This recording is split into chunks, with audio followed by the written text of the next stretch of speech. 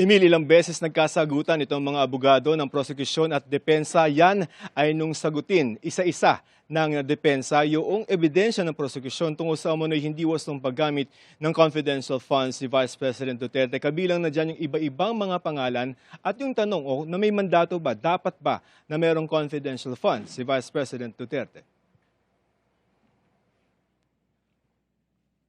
Sa mga naunang ipinilabas ng prosekusyon, nakakaibang mga pangalang nakapirma sa mga isinumiteng acknowledgement receipts ng Office of the Vice President sa liquidation ng confidential funds nito. Binalikan ng depensa ang mga pangalang Mary Grace Piatos, Andy Lim, Patty Ting, Miggy Mango at iba pa. Sa pagtatanong, defense lawyer attorney Christine Ferrer, lumabas na hindi ito sinita ng auditor ng Commission on Audit sa Notice of Disallowance para sa OVP. Wala hong findings si ICFAO on the use of fictitious names or aliases. Nasa notices of disallowance po ba yun? Wala pong nakalagay sa notice of disallowance. Nakikita niyo ba ho yung name dyan na Mary Grace Piatos? Wala po. How about Renan Piatos? Wala din po. Andy C. Lim? Wala po. Patty Ting? Wala po. If the name appears to be funny, does that automatically mean that the name is fictitious?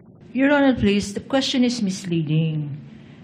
The point of flashing these acknowledgement receipts were not the names. They were flashed because of the manner by which the funds were used. Your For Honor. medicine, Counsel, Counsel explaining Attorney again. Gabonan, you have to admit you had fun. You had fun with the names We had too. so- So That's let her cross the witness based on those. Hindi mo masasabi na porket nakakatawa yung pangalan, peke na yon.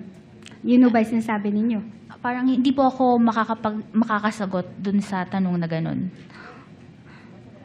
Okay, basta walang findings na ganun, no? Tungkol naman sa kawalan ng official receipts o sales invoice para sa mga biniling bagay gamit ang confidential funds, ipinunto ng depensa na sa ilalim mismo ng joint circular, hindi otomatikong humihingi ng resibo. Pwede ang mga acknowledgement receipts lamang.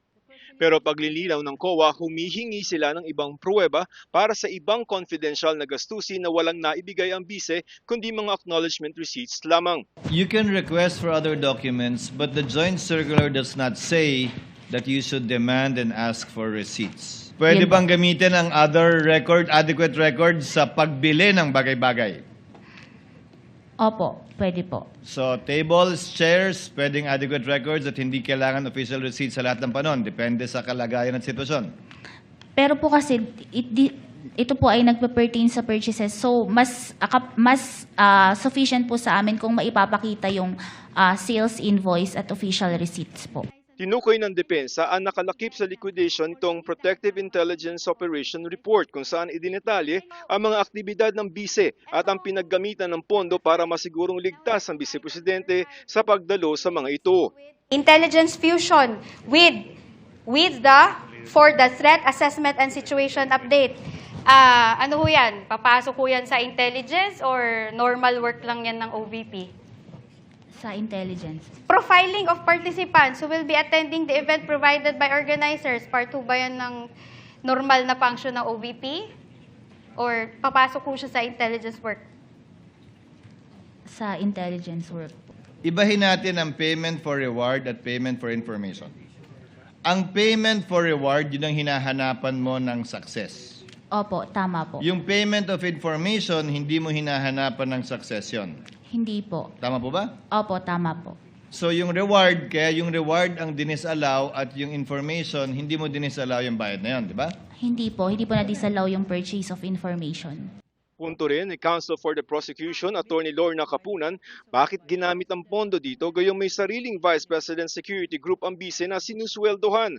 Dapat din daw ay kino-ordinate ito sa law enforcement agencies na hindi raw ginawa ng bise. the Office of the Vice President has no less than 400 security guards. And if the security guards are being paid salaries, should these salaries be debited or reimbursed from confidential funds?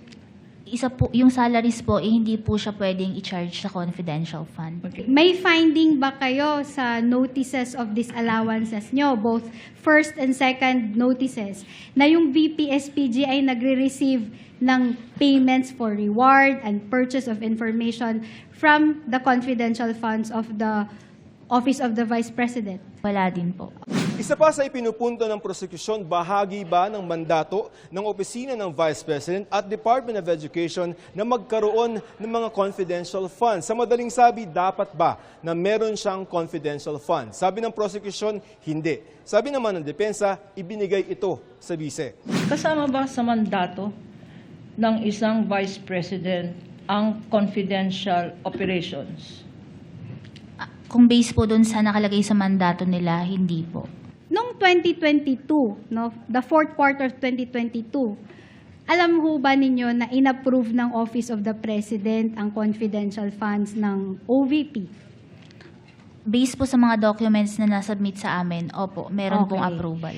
Noong 2023 ho, nasa General Appropriations Act po yung confidential funds ng OVP. Tama po?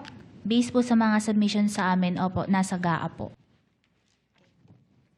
Okay. Punta ko tayo sa third quarter. Covered ho to na. Emil, sa susunod na linggo na ulit ang impeachment trial at next week ang ipapatawag na ng korte ay yung dalawang disbursing officer. Sila yung mga tumanggap nung kumuha ng pera mula sa bangko. Itong sila Gina Acosta at si Edward Fajardo. Emil? Maraming salamat, Joseph Morong.